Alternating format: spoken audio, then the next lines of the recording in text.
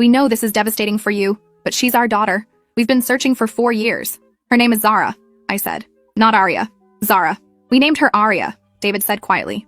Arya Christine Thatcher. We chose that name before she was born. I wanted to scream that she'd been Zara longer than she'd been Arya, that she wouldn't answer to any other name, that they were strangers to her. But Dr. Pierce interrupted. We need to discuss the reunification process. Zara has no memory of her biological parents. This transition needs to be gradual and carefully managed to minimize trauma. Trauma? I laughed, and it came out bitter. You're going to rip her away from the only parents she's ever known and you're worried about trauma? Simone flinched.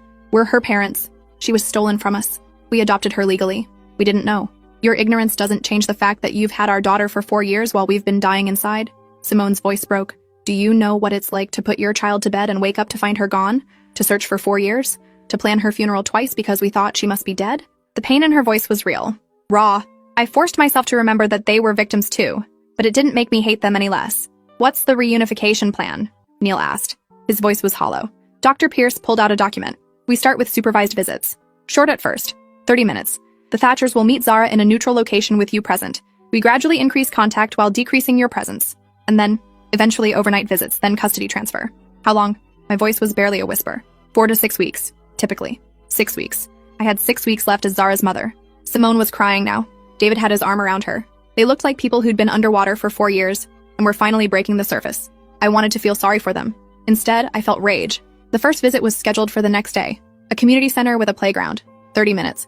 We were supposed to introduce Zara to some friends and see how it went. That night, I tried to explain to Zara that she'd be meeting some new people tomorrow. She asked if they were nice. I said yes, even though I wanted to say no. They're here to take you away from me. She asked if Bailey could come. I said no. She pouted but accepted it because she trusted me. That trust was a knife in my chest. The next morning, we drove to the community center in silence. Zara chattered about wanting to play on the swings, didn't notice Neil's white knuckles on the steering wheel or my hands shaking in my lap. The Thatchers were already there, waiting on a bench. Simone stood when she saw us, her whole body trembling. David put a hand on her arm, steadying her. Dr. Pierce met us at the entrance. Remember, this is just an introduction. Let Zara set the pace. No pressure. We walked over. Zara held my hand tight. She could sense something was wrong. Zara, honey, these are Mr. and Mrs. Thatcher. They wanted to meet you. Simone knelt down, tears already streaming. Hi, sweetheart. We've been looking forward to meeting you. Zara pressed against my leg. Hi. David's eyes were locked on her face like he was memorizing every detail. You've grown so much. You're so beautiful. Zara looked up at me, confused. Mama, why is he crying? 'Cause you're his daughter and he hasn't seen you in 4 years. Because we stole you, even though we didn't know it. Because everything is about to fall apart. He's just happy to meet you, I managed to say. Simone pulled out a stuffed rabbit from her bag. This was yours when you were little. We kept it. We hoped we'd be able to give it back to you someday. Zara took it cautiously, examined it. It's old, 4 years old. You used to sleep with it every night. You called it Bun Bun. Something flickered across Zara's face. Recognition? Memory? Then it was gone. I have a dog named Bailey, she said. He sleeps with me now. Simone's face crumpled, but she nodded. I'd love to hear about Bailey. They talked for 30 minutes. Stilted, awkward conversation. Zara warmed up slightly, chattering about school and her friends. The Thatchers hung on every word like it was oxygen. When time was up, Simone asked if she could hug Zara. Zara looked at me for permission. I nodded, even though it killed me. Simone held her for maybe 10 seconds. When she pulled back, she was sobbing. Thank you for taking care of her, Simone said to me. I know this is impossible for you, but thank you for loving her when we couldn't. I didn't trust myself to speak, just nodded. In the car, Zara asked why Mrs. Thatcher was so sad. I said she just really liked meeting her. Zara accepted this because she was 7 and trusted me to tell her the truth. That trust was getting harder to bear. The visits increased, twice a week, then every other day, an hour each time. The Thatchers brought toys, books, photos of their house, tried to build connection. Zara was polite but distant. She didn't remember them. To her, they were just nice strangers who gave her presents. After 2 weeks, Dr. Pierce said we needed to start telling Zara the truth. She needs to understand who the Thatchers are before we move to overnight visits. She's 7, I said. How do we explain that her entire life is a lie? Carefully, honestly, with support. That night, Neil and I sat Zara down. My throat was so tight I could barely breathe. Sweetheart, we need to talk to you about something important. About the Thatchers. The nice people with all the toys? Yes. The thing is... I couldn't say it. The words stuck in my throat. Neil took over. Zara, you know how you were adopted? How you came to live with us when you were 3? She nodded. We'd always been honest about the adoption. Mr. and Mrs. Thatcher are your birth parents. They're your biological mom and dad. Zara looked confused. But you're my mama and papa. We are, and we always will be. But the Thatchers are your biological parents. You lived with them when you were a baby. I don't remember them.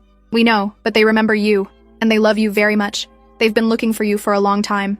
Zara was quiet for a moment, processing. Then, Do I have to go live with them? I wanted to lie. Wanted to say no, of course not, you're staying with us forever. Instead, we're figuring that out, honey. But you'll be spending more time with them. I don't want to. I want to stay here with you and Bailey. She started crying. I held her while she sobbed, and my heart broke into pieces so small they'd never fit back together. That night, after Zara finally cried herself to sleep, I found Neil in the garage.